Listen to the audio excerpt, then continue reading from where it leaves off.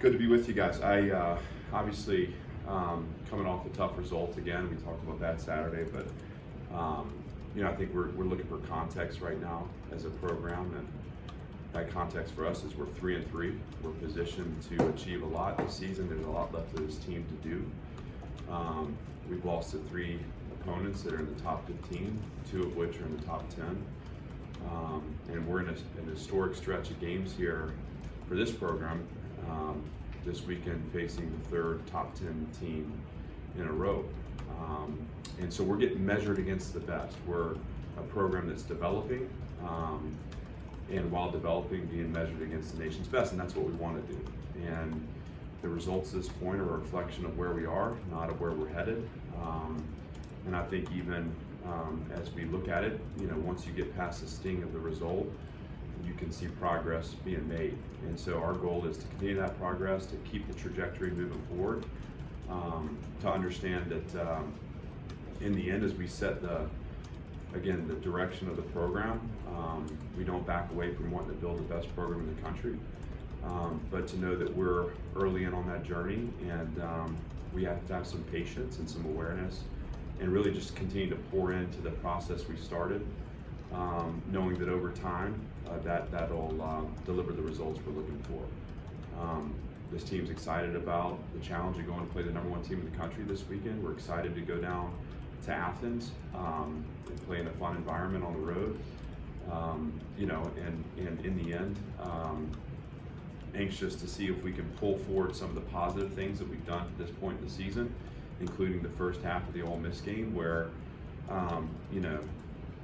there were flashes of Vanderbilt football. And if we can replicate Vanderbilt football over 4 quarters, we'll put ourselves in good position in Athens. I told the team that as painful as the result was and as frustrating as it is to all of us, again, we're not defeated or discouraged. We're going to continue forward. But, again, once you get past the sting, you think about just the moments of joy that we shared on Saturday and the fun that we had in performing at a level that put ourselves in a good position, to put our team in a good position. And now it's our job to replicate those moving forward. So to get right back in the fight and to find that formula again and that confidence again that put us in position heading into halftime to be up, and then stretch out over 4 quarters and find out what our highest level is no matter who we're playing against. So just some perspective here and kind of some of the messaging we've had within the program. With that, I'm happy to open up for questions. Do you talk about last year's loss to Georgia and use it as motivation, or just not even bring it up? We haven't, we won't, and we haven't, and we don't, that hasn't been a part of our formula this year at all. I mean, I feel like I'm coaching a different team, and so we kind of spend time on what the team needs, and that's going to be different from kind of where things were a year ago. The running back room has gotten thin with Rocco quitting, with I guess Chase Gillespie was hurt Saturday, looked like he wasn't dressed. Yeah. You've only got 2 guys on the depth chart. Just give us the state of that, everybody's health. Yeah, well, fortunately, I played some running back in the day, and Coach McKenzie, and so we might get some 21 personnel, and you might see some of the old heads out there.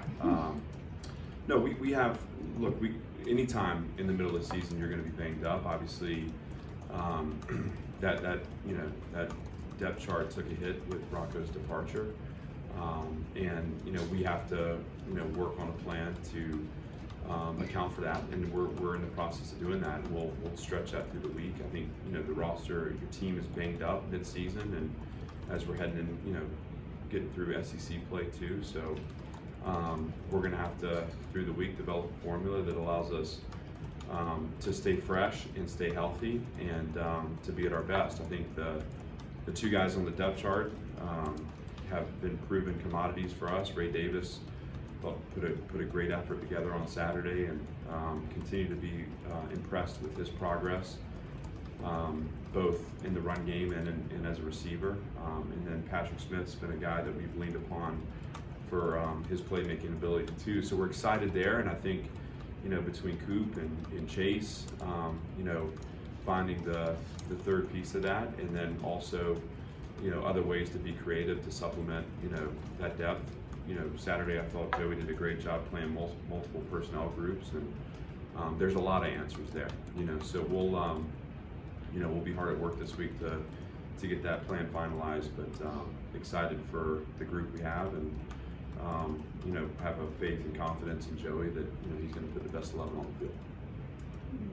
What is the status of Steven Sinignola and Gillespie for this week? Those are soft tissue, and so those are day-to-day issues. Chase may be a little further along than Steven, and we're hopeful for his availability. And right now, projecting his availability, but we have to wait and see how the week plays out. How's Gunnar doing? He's doing well. He's back at it today. Feel good about him, and barring any setbacks in the week, he'll be ready to go. The weekly Davion Davis question, where is he? He's progressing. Probably still a few weeks out, but he is getting closer. He's doing work on land now, so he's out of the pool, and just having to give the injury time to respond, but also build his capacity too. When you don't want to put him out and compromise his safety, because he's at practice in a while, so getting him back to full speed. Is playing him 4 games, getting him back for next year, a possibility? It is, yeah, it is. I think a lot of that depends on, obviously Davion wants to play, but a lot of that depends on how quickly he's able to get back and what, the time that allows for him to be out there. Is Christian James okay? He is. He got. He's banged up, and so he's got a maintenance injury, one that as he goes day to day, we're going to see how he responds to see his availability, but feel good about it. I just need him to get out there and mix it up a little bit. And, I'd say he's questionable for the game, but we're expecting him, assuming it responds the right way, to be there with us. It looks like what you guys are trying to do in the secondary is kind of keep the ball in front of you, but that's not always happened lately. Do you reevaluate anything strategically with what you're doing there? Well, I think for sure you look at where those breakdowns are. I mean, you have young players that are getting experience in front of your eyes against, again, top quality competition, and our mistakes are magnified. Our margins are razor thin, and so, for example, you have a play in the first half where Ricky Wright is in a cover 4 and doesn't have a vertical threat, closes the middle. We cover down on the outside and we force the quarterback to move. We plaster routes, which we didn't do against Northern Illinois, so you've seen improvement there. And because we did the little things the right way early, we're in a dominant position, and DeRicky attacks the ball in the air thrown. It's an interception.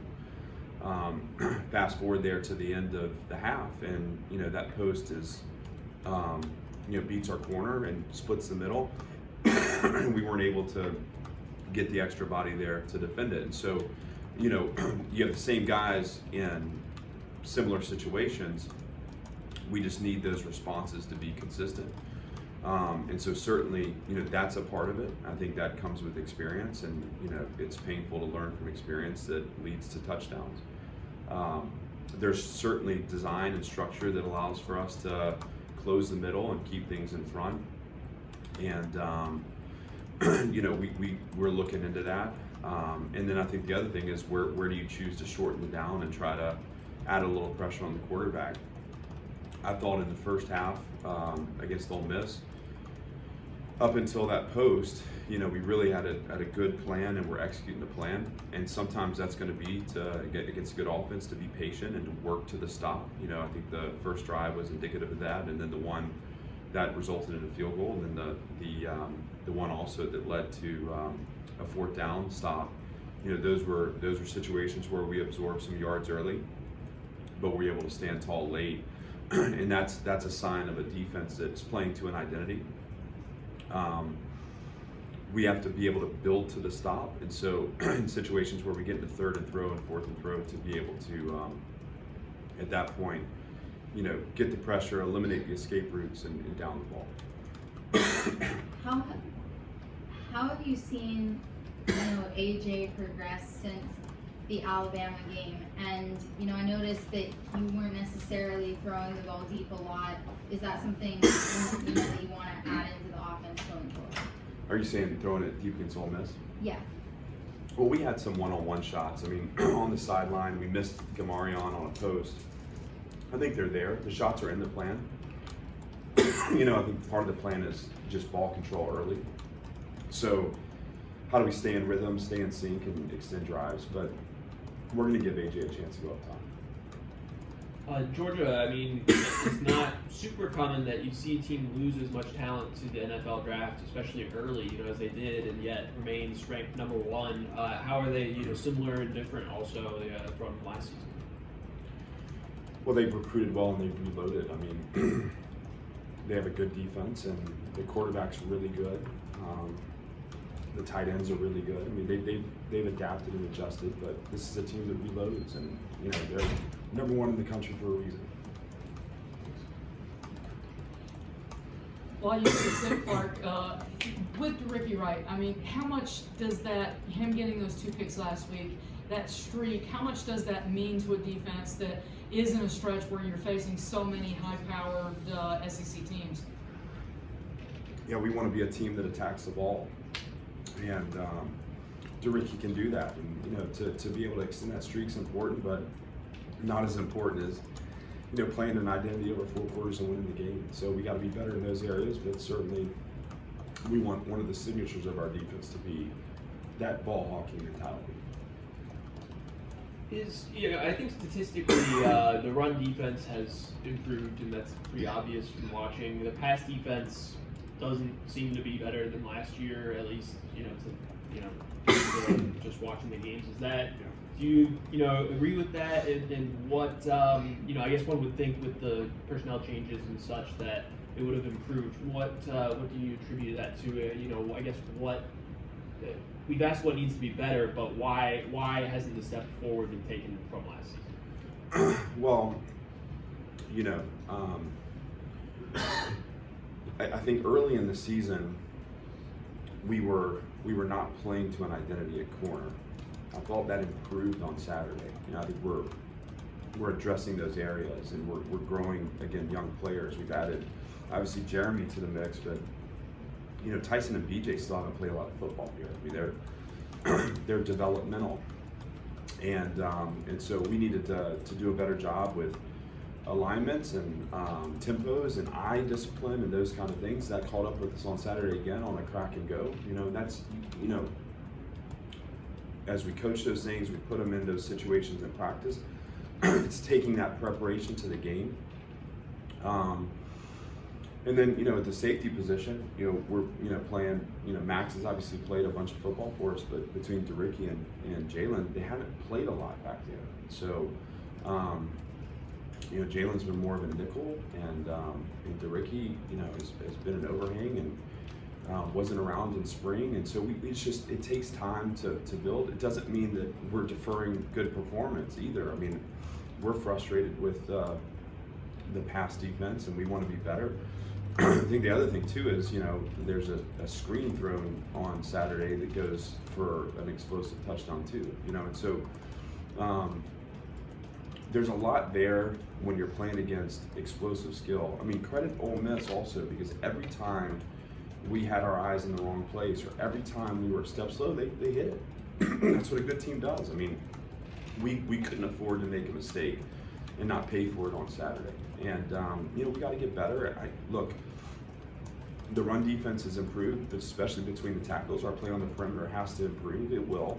We're paying attention to it, and we're not going to stop until we get the identity we need to play for 4 quarters.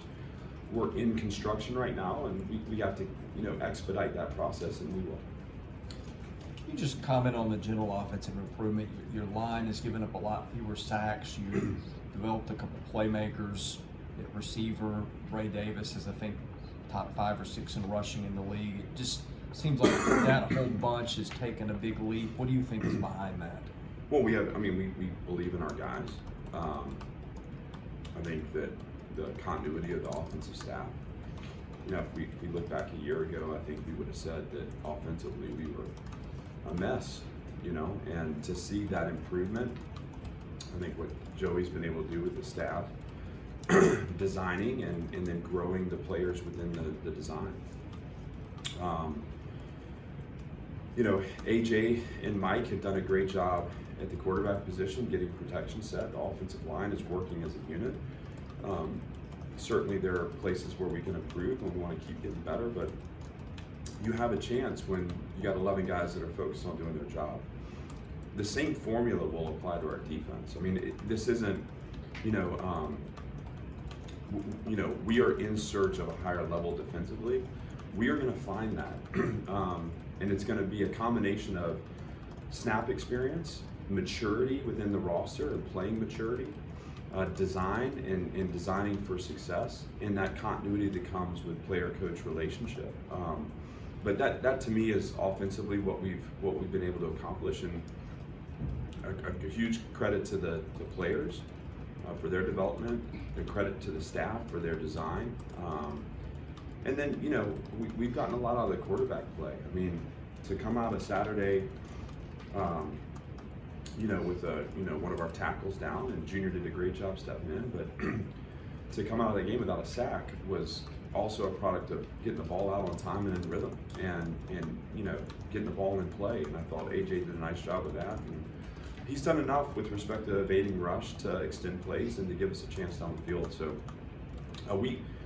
we're a program again that's developmentally focused, that is every day pushing forward, and we're hopefully every day that we're together, we're getting closer to that that vision of 4 quarters of tough, physical, relentless football that we know we can play. Anything else? What does Bennett do so well with his offense? Who's that? That's Bennett. He's confident. I mean, it's so clear that he has a confidence, a comfort, gets the ball out on time. He knows where to take his risks and fit the ball in the tight windows. Obviously, he believes in the targets he's throwing to. He's also elusive, and I think that's something he doesn't get enough credit for, but he can run, and he's athletic, and he presents a lot of challenges that way. So, anytime you got a guy like that playing quarterback, you got a tough offense, and certainly that's what they are. Does the fact that you've already faced some tough QBs help your defense? Well, certainly. I think every time you play to the level of competition that we played against, you're gaining experience against the very best in the country. And so I think sometimes it's the pain of realizing that, your mistakes. It was the double moves against Alabama that got on top of us. On Saturday, it was, some of the same. It's not when we don't close the middle and it's a post, so on and so forth. You realize what happens when you're not on top of your game. We have not yet been a defense that has been able to problem solve on the move, and that's what we got to get to. And a lot of that has to do with, again, just gaining comfort in the system, gaining comfort in a position. We believe the players are fully capable of doing that, and we're coaching them to the point where they will do that. And then beyond that, we're as we learn more and more about their capabilities, designing to allow for their success too. But again, our margins are thin as it is, and I think when you measure yourself against the best in the country, particularly these quarterbacks, they're going to make you pay for your mistakes. And so, we have to get this, headed in the right direction quickly and just continue to improve. And I think, again, you come out of Saturday and you look back and say, man, we gave up a lot of points, a lot of passing yards. But when you watch the game again and you give it time and you marinate on it, you realize there was also some really strong play and some really strong play call and some really good design in there. It just, when the floodgates opened, we weren't able to get them closed, and that's where we need to be better. And kind of that's our focus right now moving forward. All set? Thank you. All right. Thanks, guys. Thank you. Thank you. Teresa.